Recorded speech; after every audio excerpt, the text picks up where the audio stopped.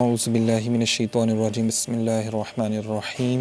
अस्सलातु वस्सलामु अलैका या सय्यदी या रसूलल्लाह व अला आलिका व अस्हाबिका या रहमतल लिल आलमीन या ख़ातमन नबिय्यीन या शफ़ीअल मुज़नबीन। सामिन मोहतरम, ये हमारा एक जो सिलसिला शुरू हुआ है जिन्नात के हवाले से,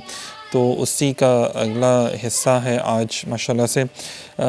अभी जो हम बात करेंगे, एक ग्रोह ऐसा भी है जिन्नात का, अरवाह ख़बीसा का, जो कि कब्रस्तानों में रहते हैं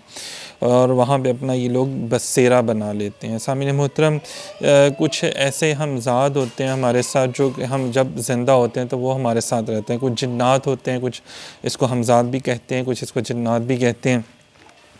तो जब हम लोग मर जाते हैं, तो हमारे में से कोई मर जाता है, मुसलमानों में, हिंदुओं में, चाहे वो सब कोई भी मज़हब हो, तो वो फिर क्या उससे कहते हैं कि वो उसके साथ ये चूँकि चीज़ें रहती थी, अब उनकी चीज़ों की कोशिश होती है कि वो उसके बाद उसके किसी घर वाले के साथ रहें। अमूमन जो देखने में आता है वो ये होता है कि अगर माँ या बाप में से किसी के साथ वो चीज़ थी तो आगे वो किसी बेटी को या किसी पोती को, नवासी को वो चीज़ कन्वर्ट हो जाती है।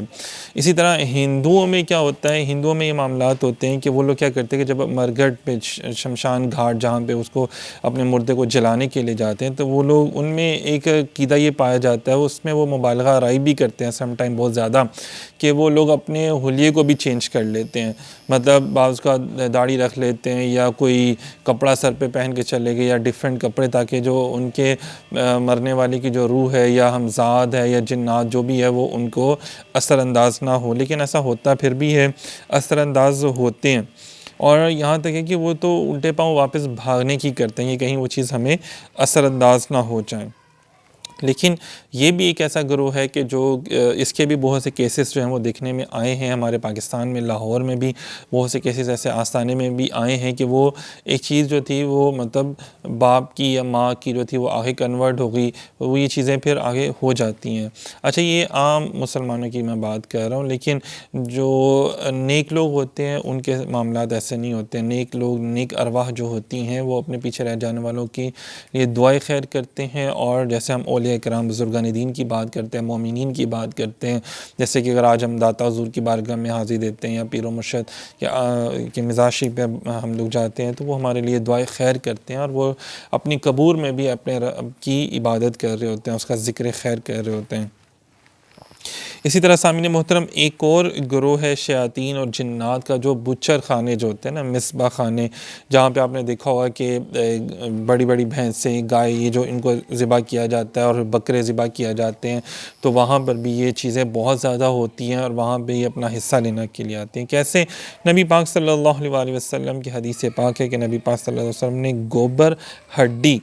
और कोयले से इस्तिंजा करने से अपने असहाब को मना फरमाया। फरमाया कि जो आप लोग हड्डियाँ फेंक देते हो, इसको कूड़ा करकट में ना फेंको, क्योंकि ये जो जिन्नात हैं ये इनकी खुराक हैं, और इसी तरह जो हमारे जानवरों का जो गोबर होता है वो जिन्नात के जानवरों की खुराक होती है, और इसी तरह हर कोयला भी। अच्छा, अब ये इन चीज़ों को डायरेक्ट नहीं खा लेते ना, अब इसमें से क्या होता है कि फास्फोरस और कार्बन की किस्म की जो गैसें जो खारिज होती हैं, ये कुछ ऐसी चीज़ें वो इनके लिए फ़ायदा मंद होती हैं, और जब वो ये उसमें से वो चीज़ें अपनी खुराक उस अंदाज़ में ले लेते हैं।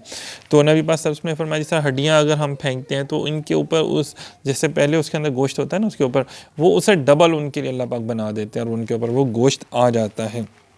जो उनकी खुराक हो जाती है। इसलिए बुचड़ खानों और मज़बा खानों के पास इस्म के जिन्नात जो है वो मौजूद रहते हैं और वहाँ से अपनी खुराक हासिल करते हैं, और फिर अक्सर औक़ात वो फिर लोगों को तंग भी करते हैं, क्योंकि खून गिरा होता है, कपड़े भी नापाक हो जाते हैं, और फिर हमारे बहुत से लोग जो हैं वो ऐसा ख्याल भी नहीं रखते, वैसे खाना पीना कर लेते हैं, वैसे अपने घरों को चले जाते हैं, तो वो फिर एक बहुत सी चीज़ें फिर उनके साथ उनके घरों को भी चली जाती हैं और बहुत से मामलात होते हैं। इसीलिए कहा जाता है कि जब भी गोश्त आपके घर में आता है तो आप ज़रूर जो है बावज़ू होकर उसको बनाएं, अच्छे तरीके से उसको धो लें और फिर बावज़ू होकर उसको बनाएं। तो इंशाअल्लाह ताला जब आप बावज़ू होकर कोई खाना अपने घर में बनाते हैं तो उसमें से हर तरह के बुरे असरात जो हैं वो दूर हो जाते हैं, और वही खाना जो है वो आपके घर वालों के लिए, आपके लिए बाइस शिफा बन जाता है, और उसमें ज़रा सा भी वो नहीं होता। सामिन मोहतरम, एक और बात करता चलूँ कि जिन्नात के ऐसे भी गुरोह जो आपको रात को ख्वाबों में आके डराते हैं, तो उसका हल ये है कि आप कोशिश करें, ये जब जिन्नात ये चीज़ें आपको आगे आपके ख्वाबों में डराएं या आपके जिस्म पे बोझ डालें, तो कोशिश करें आप अपना सदका खैरात ज़रूर निकालें गोश्त के हवाले से।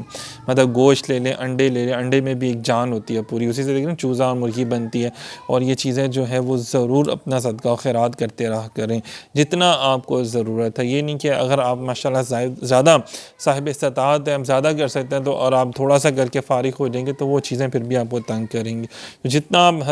इस्तात रखते हैं उतना आप सदका खैरात करें और कोशिश करें अपने आप को नमाज का पाबंद बनाएं, बावज़ू रहने का पाबंद बनाएं। तो फिर ये जो ग्रोह शयातीन और ये अरवाह खबीसा जो हैं, ये चीज़ें फिर इंशाअल्लाह आपको तंग नहीं करेंगी। बहुत शुक्रिया, जज़ाकल्लाह।